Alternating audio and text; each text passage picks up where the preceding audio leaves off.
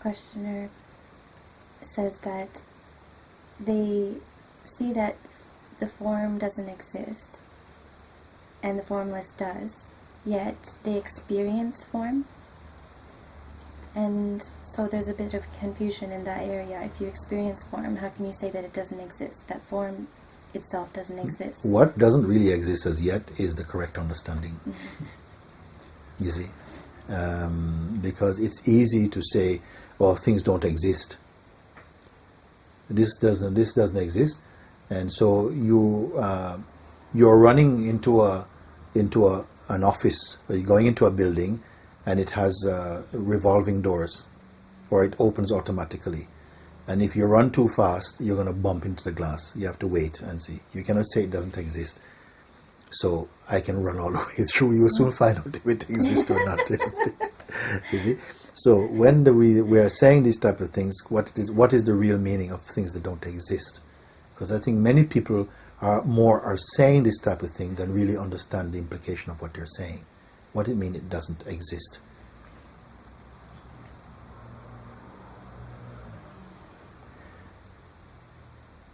It means it is momentary. This is my experience. Let's say this is what is being experienced at the moment. It's a limitation. You can't say, oh, I know forms don't exist. What do you mean you know forms don't exist? Why to even say that? To what benefit is you that forms don't exist? They exist. They are fine. They exist. They are not eternal in their existence.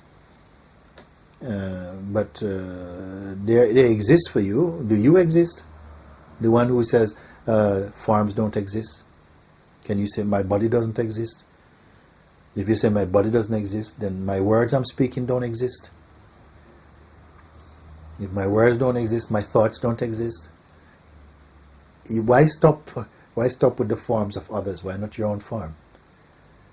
So something smells in that statement. I see that nothing exists. Then they need to go a bit more. This person should speak a bit more. What do you mean it doesn't exist? Mm-hmm. You see what it means? It means that it has no independent reality apart from the one who perceives it. If this is understood, so it doesn't mean that this is not here. It means that without me, the perceiver of it, it doesn't register. So effectively, it doesn't exist. You're walking down a road. There are so many things that you could be perceiving, but they don't enter your field of perception. They don't register because there's no interest. So effectively, they don't exist. Like this. You fall off the bus and hit the hard pavement. Does the pavement exist? In that moment, you feel very much the pavement exists. You see? So it's not important to be denying all things don't exist. What it means, the understanding is that these things don't exist independent of my perception of them. They occur, they are perceived in myself. I'm the perceiver of them. They don't tell me they exist. It's I who say that they exist. You see, they're existing in my consciousness, in my selecting consciousness. They appear, and so I am the perceiver of them. This is what it means. But leave the world to be what it is. Leave the tree to be the tree and the river to be the river. Enjoy. Knowing that without you, they are not perceived. They have no separate existence.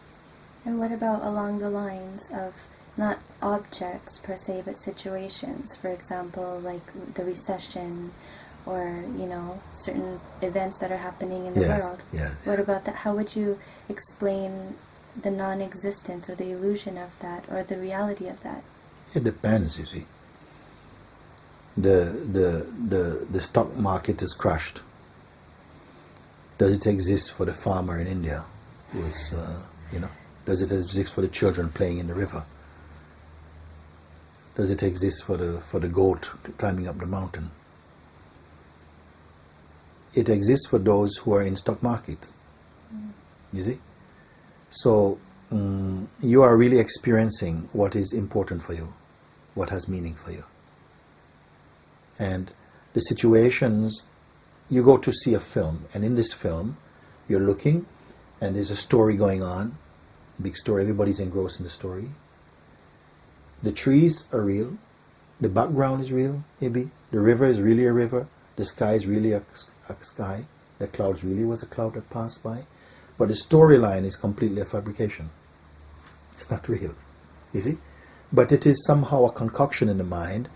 And so you say, okay, and so we sit and we are watching a film where there is a recording of a real river and a real sky and real people, but the story is a concoction. And still we identify with the story based upon our own inner story. And we laugh and we cry and we shout and we close our eyes and stuff, still knowing it is unreal. This film was made 10 years ago. 2 of the actors don't live anymore. But you hate the character on the street now. And this is the play of consciousness.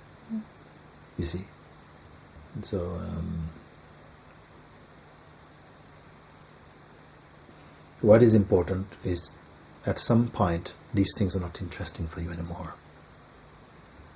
You're losing interest in so many things. And for a while, the mind might make it seem like it's a tragedy. Oh my God, I'm losing all my interest.